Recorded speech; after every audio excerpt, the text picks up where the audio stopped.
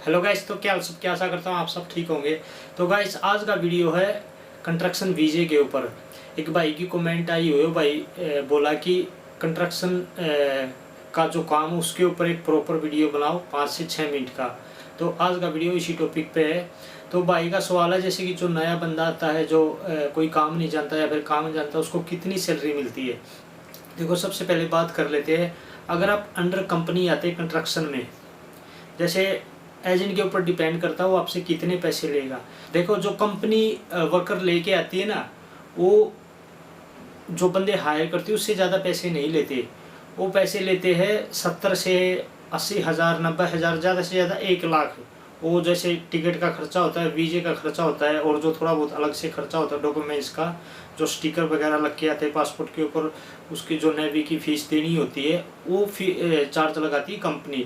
उसके अलावा फिर आपसे एजेंट ज़्यादा पैसे लेता है। एजेंट वो आपके ऊपर डिपेंड करता है आपसे कितने पैसे मांगता है, 2.5 लाख, 3 लाख, 2 लाख या फिर 1.5 लाख। नॉर्मली 1,20,000, 1 लाख से कम में भी आ जाते हैं वर्कर। और कंपनी की बात करें, जैसे अगर आप काम कोई भी नहीं जानते कंस्ट्रक्शन के बारे में और आप आए हैं वहाँ से कंस्ट्रक्शन वीजे पे, तो आपको लेबर कैटेगरी में काम मिलेगा। लेबर कैटेगरी की बात करें, अभी जो कंस्ट्रक्शन में जो मतलब 8 से 5 तक की ड्यूटी है, 8 घंटे की ड्यूटी, 1 घंटे का ब्रेक है उसमें, तो 8 घंटे में आप 100 रिंगिट आराम से कमा सकते हैं लेबर कैटेगरी में। क्योंकि कई मेरे दोस्त काम करते हैं तो उनकी 100 रिंगिट सैलरी है 8 से 5 तक। उसके बाद फिर 5 से अगर 2-3 घंटे, 4 घंटे का कोई कभी कभी ओवर टाइम होता है, उसके अलावा अलग से कई जो कंपनियां वहाँ पर 10 से 12 रिंगिट मिलता है 1 घंटे का। जैसे अगर आप 4 घंटे का ओवर टाइम लगाते हैं तो आपकी सैलरी होगी 140 रिंगिट लेबर कैटेगरी के अंदर।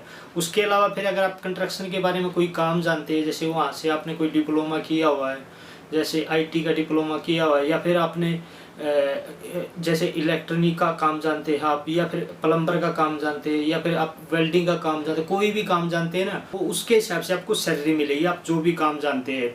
लेकिन जब स्टार्टिंग में आप आएंगे, वो कंपनी आपको डिसाइड करेगी कितनी सैलरी देगी, क्योंकि आप कंपनी का वीज़ा लेके आ रहे हैं, अंडर कंपनी काम कर रहे हैं। देखो, कंपनी के ऊपर डिपेंड करता हो, लेकिन जो गवर्नमेंट की तरफ से मलेशिया के अंदर जो अनाउंस सैलरी है ना गवर्नमेंट की तरफ से, 1500 रिंगिट आपको बेसिक सैलरी मिलेगी।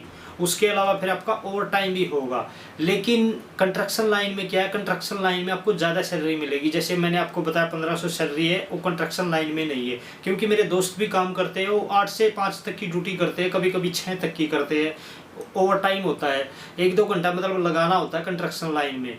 अभी फिलहाल ओटी बंद है, काम ठप है। आपको पता होगा जैसे यूक्रेन रशिया का वार छिड़ा हुआ ना, उसकी वजह से मलेशिया के अंदर मतलब जितनी भी फील्ड है ना, काम स्लो है। फैक्ट्री हुई या फिर कोई भी मतलब मैन्युफैक्चरिंग का कोई भी काम होता है, वेयर हाउस हो, मतलब किसी भी फील्ड के अंदर ओटी नहीं लग रही है। ओटी फिलहाल बंद है, ओवर टाइम नहीं लग रहा। जो मेरे दोस्त काम पे जाते हैं वो 8 से 5 करते, कभी कभी 6 करते हैं। तो उनकी सैलरी वो बता रहे हैं कि 100 रिंगिट पर डे होती है। उसके अलावा फिर अगर उनको ओवर टाइम मिलता है, उसके अलग से मिलते हैं। जैसे जो हफ्ते में छुट्टी होती है ना, संडे वाले दिन, अगर आप संडे वाले दिन काम पे जाएंगे उसका आपको डबल मिलता है। और एक जैसे पब्लिक हॉलीडे आ जा बीच में, पब्लिक हॉलीडे में भी आपको डबल मिलता है। तो उस हिसाब से आपकी सैलरी 100 रिंगिट पर डे पड़ जाती है। तो महीने में अगर आप पूरा महीना काम पे जाएंगे, कोई भी छुट्टी नहीं करेंगे, तो आप बेसिकली 3000 रिंगिट महीने में निकाल लेंगे। उसके अलावा फिर अगर आप काम जानते हैं, कोई भी काम जानते हैं, आप जब कंपनी में स्टार्टिंग में आएंगे ना, आपको लेबर कैटेगरी में ही काम दिया जाएगा। हाँ, अगर आपके पास डिप्लोमा डिग्री है, आप उसके बारे में बताएंगे कि आप काम जानता हूँ। जैसे आप कोई वेल्डिंग का काम जानते हैं, आप वेल्डिंग का काम करके दिखाएंगे, तो वो आपकी कंपनी के ऊपर डिपेंड करता है, कंपनी आपको सैलरी बढ़ा के देगी या नहीं देगी। उसके अलावा फिर जैसे अगर आप मलेशिया में ऐसे आ जाते हैं, जैसे ट्रैवल वीजे पे आ जाते हैं, या फिर किसी और कंपनी के थ्रू आ जाते हैं कंस्ट्रक्शन लाइन में, लेकिन आप उस कंपनी में काम नहीं करते, उसके अलावा फिर आप बाहर में कोई कंपनी ढूंढ लेते हैं कंस्ट्रक्शन का काम हो, जहाँ पर वहाँ पर आप काम करते हैं, वहाँ पर आप मनमर्जी की सैलरी मांग सकते हैं। जैसे आपको एजेंट के थ्रू वहाँ पर जॉब मिलेगी, आपके पास परमिट भी है कंस्ट्रक्शन का, लेकिन आप दूसरी कंपनी में काम कर रहे हैं, तो आप एजेंट को बोलेंगे कि मैं इतने पैसे लेगा क्योंकि मैं कारीगर हूँ, मैं ये काम जानता हूँ। तो उसके हिसाब से 150 रिंगिट, 160 रिंगिट, जो कारीगर बंदा है जो अच्छा काम जानता है कंस्ट्रक्शन लाइन में, वो 200 रिंगिट भी एक दिन के लेता है।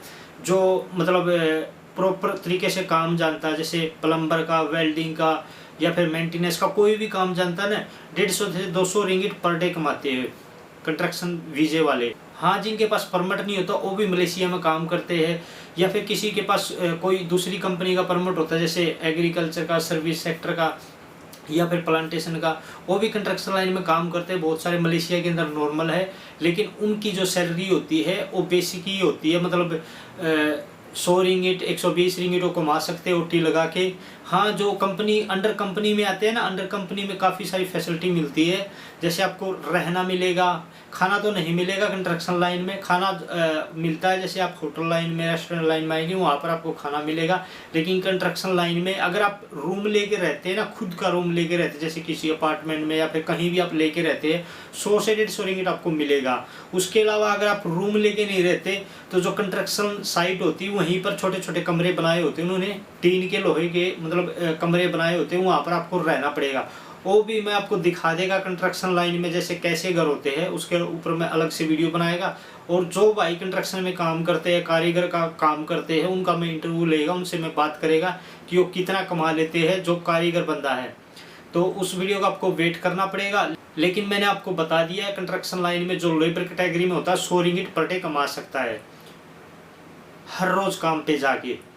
हाँ, अगर आप संडे को छुट्टी करते हैं, पब्लिक हॉलीडे वाले दिन छुट्टी करते हैं, तो 2500 रिंगिट आप आराम से कमा सकते हैं। 8 से मतलब 5 बजे तक, 6 बजे तक आप अगर आप टाइम लगाते हैं ना कंस्ट्रक्शन में, आप ज़्यादा छुट्टी नहीं करेंगे तो आपके पर डे 100 रिंगिट आराम से बनेंगे। उसके अलावा फिर मैंने आपको बता दिया कारीगर बंदे के अलग होते हैं। हाँ, अंडर कंपनी में आप आएंगे ना, अंडर कंपनी में अगर आपका जो पासपोर्ट होता है कंपनी रख लेगी, आप दूसरी कंपनी में फिर जा नहीं सकते। लेकिन मलेशिया के अंदर बहुत सारी कंपनियां हैं, जैसे आप अंडर कंपनी आ जाते हैं लेकिन उस कंपनी में काम नहीं करते, क्योंकि आपकी एजेंट से सेटिंग हो जाती है, आपका पासपोर्ट वापस मिल जाता है पैसे पूसे ले दे के। हाँ, अगर आपको कंपनी जैसे इंडिया से, पाकिस्तान से, मतलब किसी भी कंट्री से आपको लेके आती है ना, जब आप एयरपोर्ट पे आएंगी कंपनी आपके पासपोर्ट अपने पास रख लेगी, और आपका जो एग्रीमेंट होगा 3 साल का, उससे पहले आपको पासपोर्ट नहीं मिलेगा। और जो कंपनी आपकी बनेगी 10 साल तक की बनेगी, आप 10 साल तक कंपनी में काम कर सकते हैं। आपकी जब 3 साल कॉन्ट्रैक्ट खत्म हो जाएगा, वो आपसे पूछेंगे आपने आगे काम करना है या नहीं करना है। अगर आगे आपने काम करना है तो जो चौथा परमिट आपका है वो रिन्यूअल करवा के आप वेकेशन पे जा सकते हैं। उसमें भी आपको फैसिलिटी मिलती है, जैसे 1 वे की आपको टिकट दी जाएगी, और जैसे बोनस भी होता है, जो मतलब अच्छे बॉस होते हैं, जैसे जो चाइनीज बॉस होते हैं ना, वो बोनस वगैरह भी देते हैं। अदरवाइज फिर बॉस के ऊपर भी डिपेंड करता है कि आपको बोनस देगा नहीं देगा। लेकिन जो चाइनीज बॉस होते हैं मलेशिया के अंदर वो अच्छे होते हैं, काफ़ी अच्छे होते हैं, क्योंकि काफ़ी मेरे दोस्त काम करते हैं, वो बताते हैं कि जो चीनी के साथ काम करता है उसको अच्छी खासी सैलरी मिलती है, बोनस मिलता है, मतलब सारी जो फैसिलिटी होती है वो सारी फैसिलिटी दी जाती है। तो गाइस, आशा करता हूँ वीडियो पसंद आएगा। अगर वीडियो पसंद आए चैनल को सब्सक्राइब कर देना, वीडियो को शेयर जरूर कर देना। जय Hind, Vande Mataram, take care guys.